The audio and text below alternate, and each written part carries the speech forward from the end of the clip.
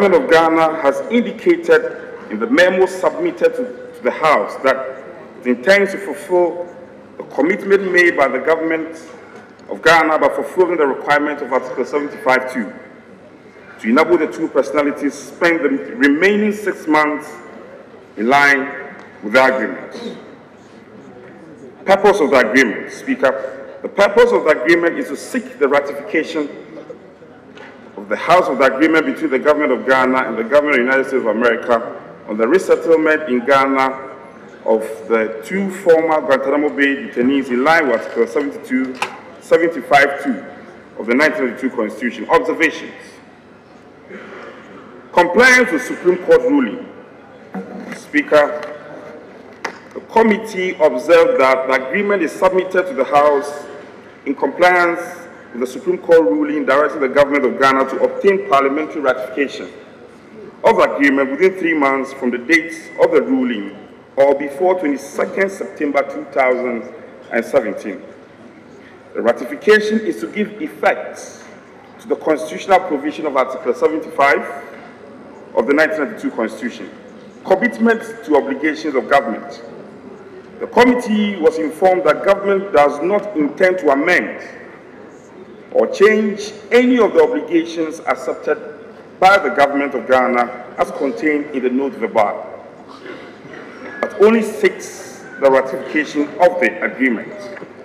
Speaker, in conclusion, considering the fact that no findings have linked the detainees to any terror group and the importance of the agreement to the strengthening of bond between the government of Ghana and the government of the United States of America, the committee wishes to recommend to the House to adopt its report and ratify the agreement between the government of Ghana and the government of the United States of America on the resettlement in Ghana of the two former detainees.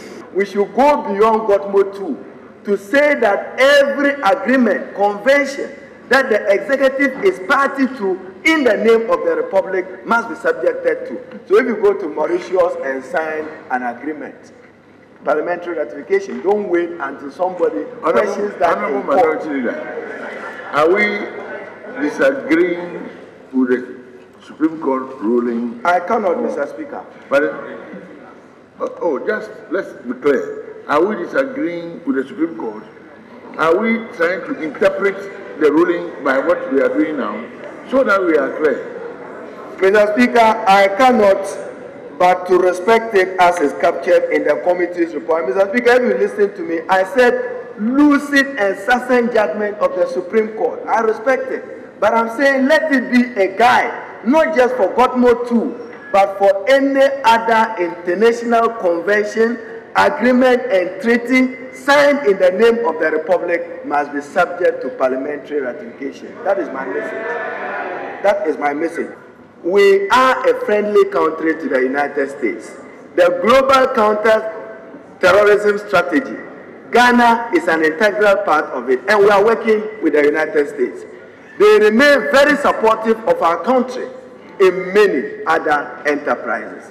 And therefore, nobody should engage in any comment which will seek to jeopardize the strong bilateral relationship that has existed between Ghana and the United States.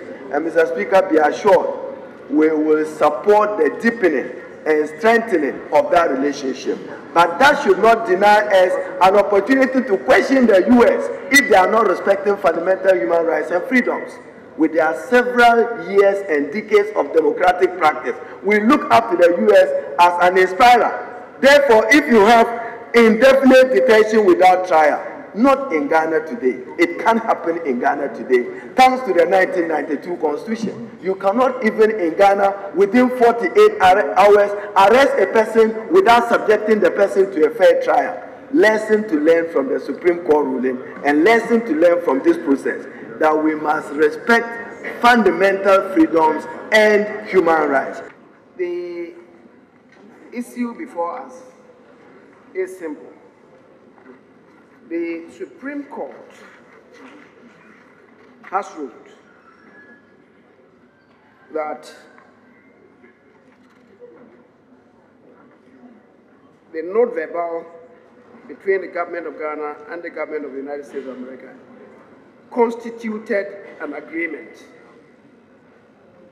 The Supreme Court's ruling is that the note verbal constituted an agreement, and as such, that agreement had to be submitted to Parliament for ratification. Mr. Speaker,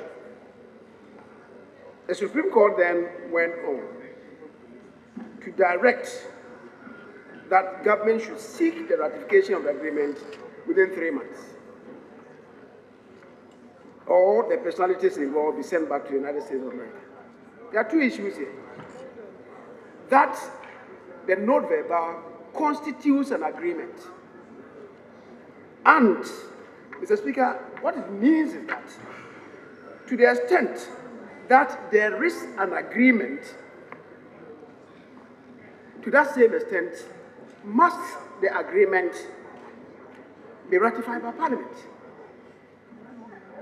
They have construed the note verbal as an agreement. And to that same extent that we recognize that there was an agreement, or there is an agreement, that agreement is subject to the ratification of Parliament. Mr. Speaker, that is the import of Article 75(2) of the Constitution. So what we are doing here today is acknowledging that there is an agreement, and that agreement is subject to ratification by the Parliament of Ghana. Mr. Speaker, may I just let the House, or make the House aware that the obligations of the government of Ghana under the agreement, which was commenced on the 6th of January 2016 and would end in about 5 months, would mean that by the 6th of January 2018, Ghana's obligations will be fully discharged under the agreement. There would be no further obligations in this regard unless the two governments agree otherwise and in accordance with due process. Mr. Speaker, I believe that there is a need to hold consultations with the U.S. through their embassy to ensure that proper closure is brought to this matter. And we all recall the popular opposition that this decision encountered a year and a half ago.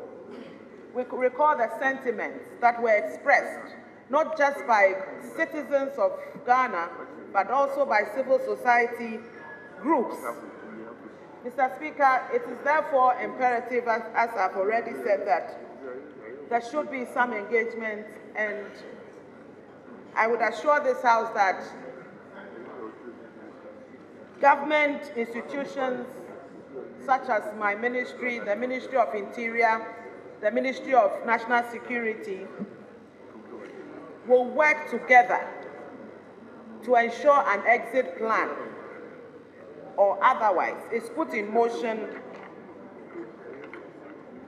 And I can assure you also that this has already started, the engagement has already started, taking into account the sentiments of Ghanaians on this matter.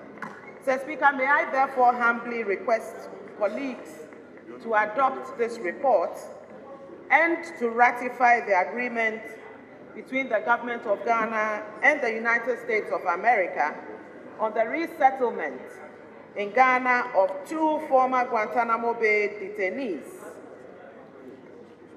for it to conform to the provisions of Article 75(2) of the Constitution as has been directed by the Supreme Court. I thank you, Mr. Speaker, for the opportunity.